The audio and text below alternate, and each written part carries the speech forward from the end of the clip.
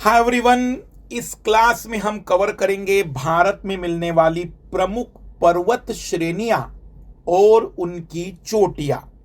क्योंकि कई बार ये कंफ्यूजन हो जाता है, तो पूरी क्लैरिटी के लिए एक नए तरीके से भारत की प्रमुख पर्वत श्रेणियां और चोटियां, इसके साथ हम भारत के आसपास की भी कुछ पर्वत श्रेणियां हम देख लेंगे, जो थोड़ा सा क्लैरिटी लेकर आ जाए, आपको पता चल जाए कि हाँ, ये भी एक पर्वत है।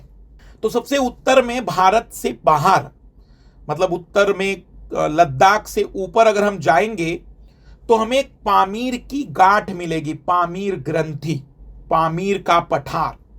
इसे विश्व की छत, रूफ ऑफ द वर्ल्ड भी कहते हैं, क्योंकि यह समतल और बहुत ऊंचा है।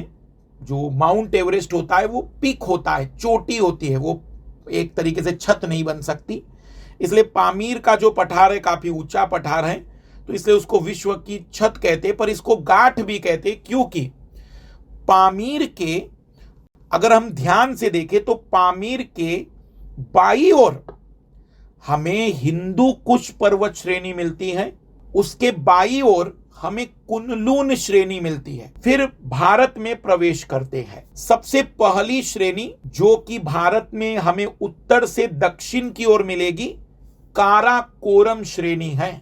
ये हिमालय का हिस्सा नहीं, पार हिमालय का हिस्सा कहलाता है, ट्रांस हिमालय का हिस्सा कहलाता है। इस काराकोरम की सबसे ऊंची चोटी K2 या गॉडविन ऑस्टिन है। ये काराकोरम की ऊंची चोटी K2 भारत की सबसे ऊंची चोटी है। दुनिया की सबसे ऊंची चोटी माउंट एवरेस्ट है, जो नेपाल में है। कई लोगों को लगता है भारत में, नेपाल में है माउंट एवरेस्ट, जो दुनिया की सबसे ऊंची चोटी। K2 भारत की सबसे ऊंची चोटी और दुनिया की दूसरी सबसे ऊंची चोटी है, दुनिया दूसरी। फिर काराकोरम के बाद, क्योंकि K के बाद L आता है, तो काराकोरम के बाद आपको लद्दाख की श्रेणी मिलेगी, लद्दाख पर्वत श्रेणी। पर्वत श्रेणी मतलब एक पर्वत का पूरा सीक्वेंस, चोटी मतलब उस सीक्वेंस में कोई पर्वत का ऊंचा भाग। फिर उसके नीचे आपको मिलेगा जास्कर श्रेणी, जास्कर। ये तीनों श्रेणी के पास जास्कर के थोड़ा सा दाई ओर आ जाइए, दाई ओर, तो आपको कैलाश श्रेणी मिलेगी, कैलाश।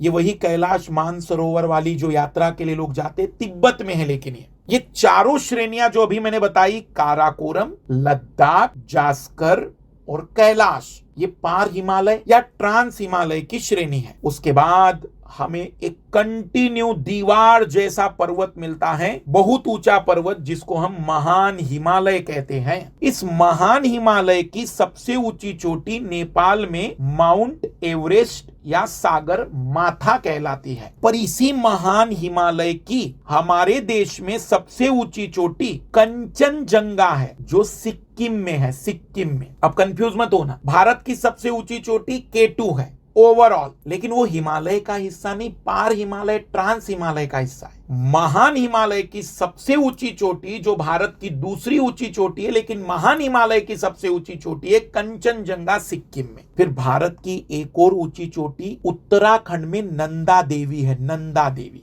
महान हिमालय की पश्चिमी किनारे पर हमें जो ऊंची चोटी मिलती है उसे कहते हैं नंगा पर्वत, क्योंकि इसमें जनरली पौधों की कमी या पेड़ पौधे नहीं होते, इसलिए इसको नेकेड माउंटेन, नंगा पर्वत कहते हैं।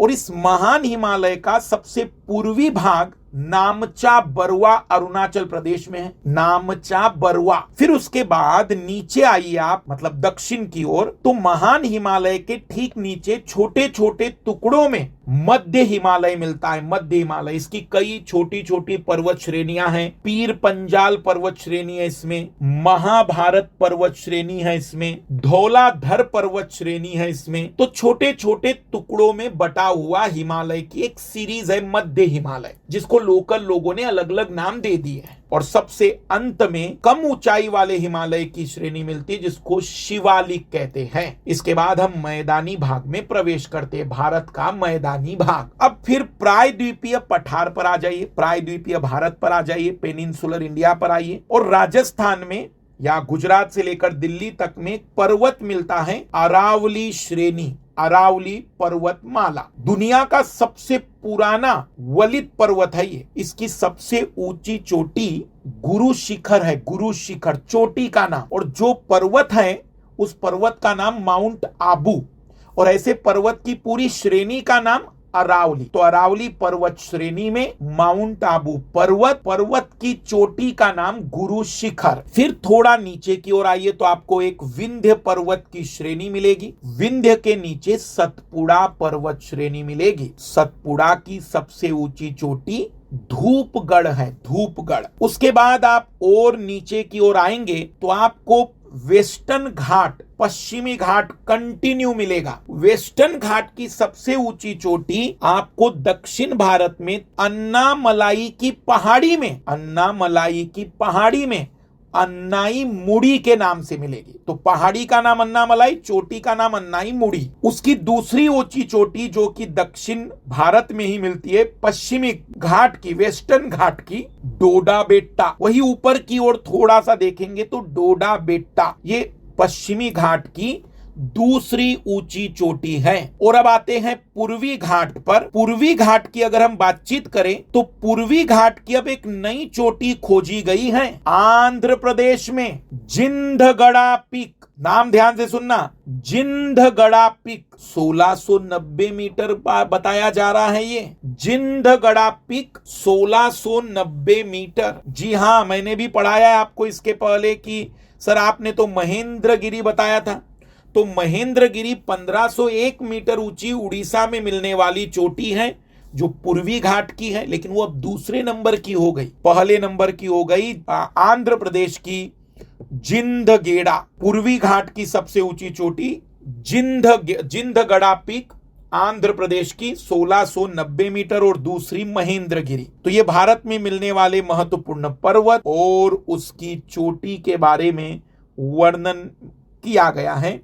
कमेंट्स करके जरूर बताया करें, और कमेंट जरूर करा करें कि आप कितना कुछ इससे सीख पाए और कितना आपको मतलब इसमें कोई सजेशन देना हो तो सूचित करें। सभी को best of luck. MK live refer code use करते चलिएगा। बाय। अनअकैडमी क्या है? तो एक ऑनलाइन एजुकेशनल प्लेटफॉर्म है जहां आप जब अपनी तैयारी का सब्सक्रिप्शन लेते हैं, सब्सक्रिप्शन जैसे नेटफ्लिक्स का होता है कि आपने 1 महीने के लिए ले लिया तो आपको 1 महीने के लिए नेटफ्लिक्स की सारी मूवीज देखने को मिलती है। तो वैसे ही अगर आपने किसी पर्टिकुलर कोर्स का सब्सक्रिप्शन लिया तो जितने टाइम के लिए आप सब्सक्रिप्शन लेंगे उतने टाइम के लिए उस कोर्स के सारे टीचर की क्लास मिलेगी। भले आप रिफर कोड मेरा यूज करें, सारे एजुकेटर की क्लास मिलेगी। क्यों अनअकैडमी चुनना चाहिए, क्यों बाकी प्लेटफॉर्म से बेटर है?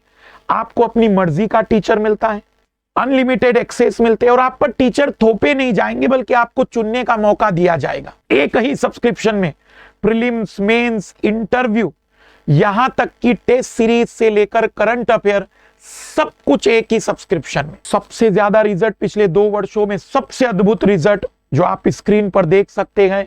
2020 में 170 से ज्यादा टॉपर, और 197 में, सॉरी 2021 में, क्षमा चाहूंगा मैं, 197 से ज्यादा टॉपर, जिसमें आप all India rank 3, all India rank 4, all India rank 5 देख सकते हैं। MK लाइव रेफर कोड आप जब भी अनअकैडमी पर किसी भी प्रकार का सब्सक्रिप्शन लेना चाह रहे तो यूज कर सकते हैं हमारा रेफर कोड।